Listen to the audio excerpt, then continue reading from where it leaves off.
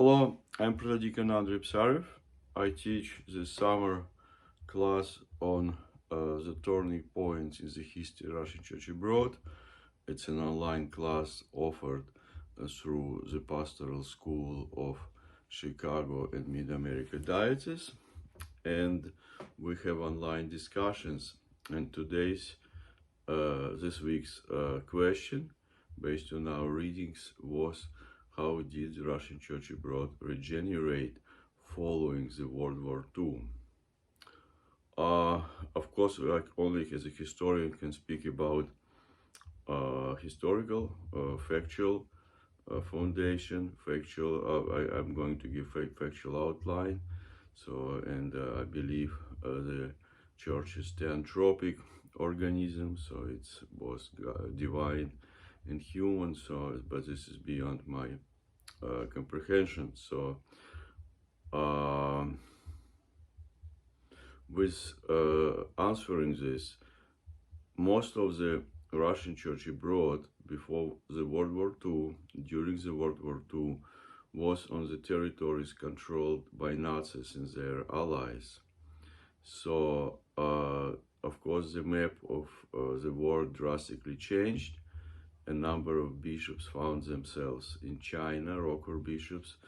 They recognized Moscow Patriarchate. It kind of also gives us an idea how is to witness about freedom when you are out away from the danger. Another thing, when you have to be more aware of the nuances and perils and problems of the church life in the Soviet Union, so you act differently.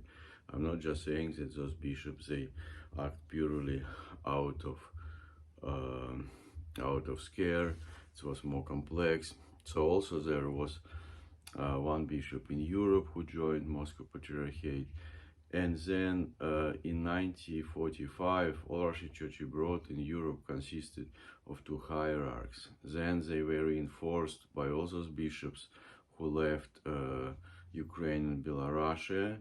And then also it's caused some kind of tension because the Rocker Metropolitan Anastasi, Father George Grabe, they didn't really know them.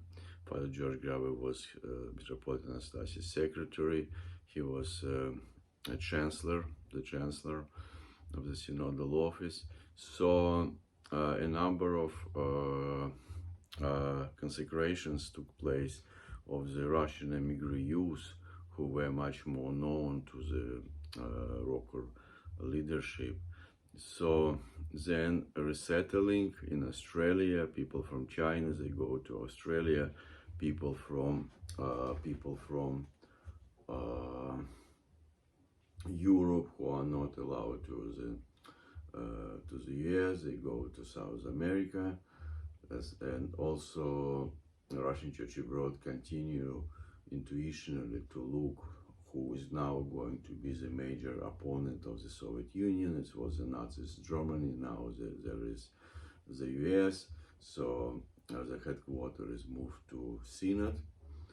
And in 1959, there was this great council of bishops where synodal headquarters, which is still there on the corner of Park Avenue, was consecrated as a major cathedral, as a residence of the Frost Hierarchs, the residence of the Kursk icon. So all this happened in 1959, showing the Russian Church abroad going strong. It's kind of like resurrected, like phoenix out of ashes. So and then it became once again Church of the Russian Refugees. There are now two waves of the Russian immigration, pre-war and after war. They don't necessarily understand each other well, or like they have their prejudice, but at the same time there are mixed families from like both groups of diaspora. And the second immigration, the second wave of emigres became church builders. Many of the churches in North America were built by them. So, and they definitely became new blood into the Russian church abroad. So the short answer is the Russian church abroad regenerated itself with the influx of either people who voluntarily left the Soviet Union or have a forced as a forced labor, as a labor force by the Germans.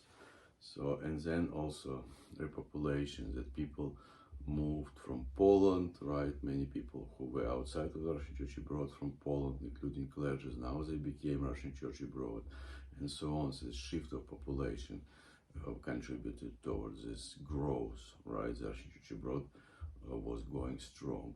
Thank you very much, and talk to you soon. Bye bye.